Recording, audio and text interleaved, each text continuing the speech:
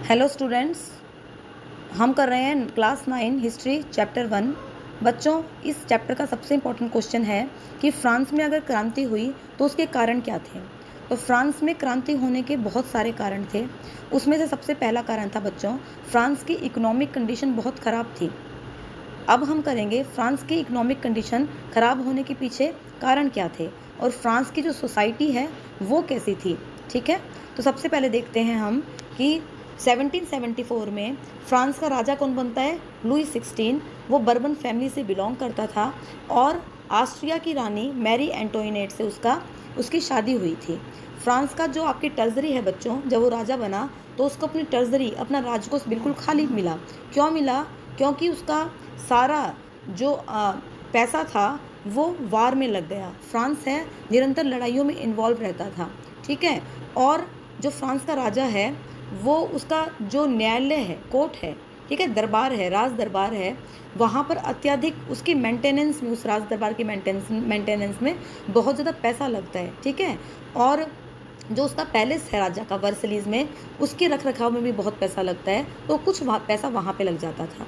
ठीक है बच्चों, और जो फ्रांस के राजा हैं उन्होंने अमेरिका की कॉलोनीज़ को फ्री करवाने के लिए पैसा भी दिया था। ठीक है, जिसके कारण खुद फ्रांस को 2 बिलियन लीवर्स का कर्ज हो गया था फ्रांस के ऊपर।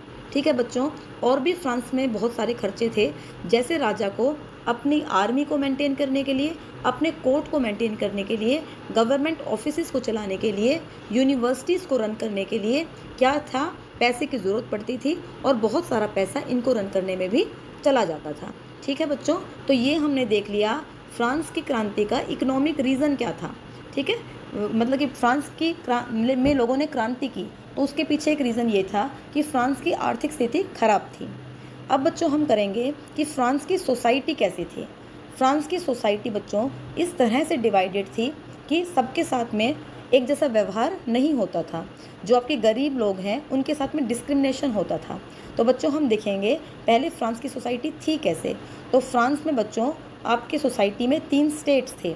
ठीक है, 3 स्टेट्स में डिवाइड कर रखा था सोसाइटी को। सबसे ऊपर जो फर्स्ट स्टेट थी उसमें क्लर्जी आते थे।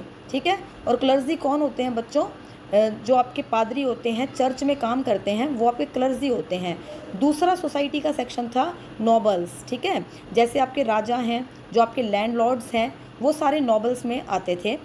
और जो आपका फर्स्ट सोसाइटी है और आपकी सेकंड सोसाइटी है, ये क्या हैं? रिच हैं, लेकिन इनको बाई बर्थ बहुत सारे राइट्स मिले हुए थे। जैसे जो चर्च है वो अपनी प्रजा से क्या लेता है? टैक्स लेता था। ठीक है, और जो आपका राजा है उसको भी बाई बर्थ बहुत सारे अधिकार मिले हुए हैं। ठीक है, फ्रांस है उसमें फ्यूडल सिस्टम प्रचलित है बच्चों। ठीक है, मतलब सामंतवादी व्यवस्था है वहाँ पर। और फ्रांस की सोसाइटी में दिक्कत क्या है कि सोसाइटी का थर्ड स्टेट, जो सबसे गरीब स्टेट है, जिसमें पीजेंट्स बिलोंग करते हैं, आपके लैंडलेस फार्मर बिलोंग करते हैं, उन्हें ही फ्रांस में क्या था? टैक्स पे करना पड़ता था। ठीक है, तो फ्रांस की क्रांति का हम लोग कहेंगे कि दूसरा मेन रीज़न होने का क्या था बच्चों, कि अधिक सारे के सारे टैक्स आपके थर्ड स्टेट को पे करने पड़ते थे। अच्छा बच्चों, यहाँ पे एक आपका शॉर्ट क्वेश्चन बन जाएगा कि फ्रांस में कितने तरह के टैक्स थे। ठीक है, तो आप कहोगे कि फ्रांस के लोगों को 2 तरह के टैक्स देने पड़ते थे। पहला था आपका टिथ, और ये टैक्स वो किसको देते थे? वो देते थे चर्च को। ठीक है, टिथ जो है वो दे रहे हैं आपके चर्च को बच्चों। तो बच्चों मैं एक बार थोड़ा सा यहाँ से स्टार्ट हो रहा है, यहाँ पे थोड़ा आप लोग देखना। वो चर्च को टिथ नामक टैक्स दे रहे हैं, और वो क्या होता था, वो अपनी उपज का 1/10वां हिस्सा चर्च को पे करते थे। और एक होता था आपका टाइल, जो लोग हैं वो अपना जो उनका राज्य है, स्टेट है, राजा है, उसको टाइल नामक टैक्स देते थे।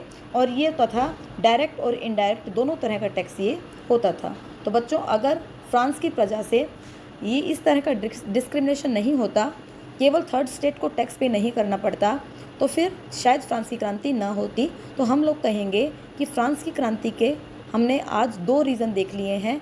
एक तो उसकी इकोनॉमिक कंडीशन ख़राब होना, दूसरा फ्रांस में जो सोसाइटी है उसका 3 स्टेट में डिवाइड होना, और केवल थर्ड स्टेट को ही टैक्स पे करना, ये फ्रांस की क्रांति का कहीं ना कहीं कारण है। थैंक यू बच्चों।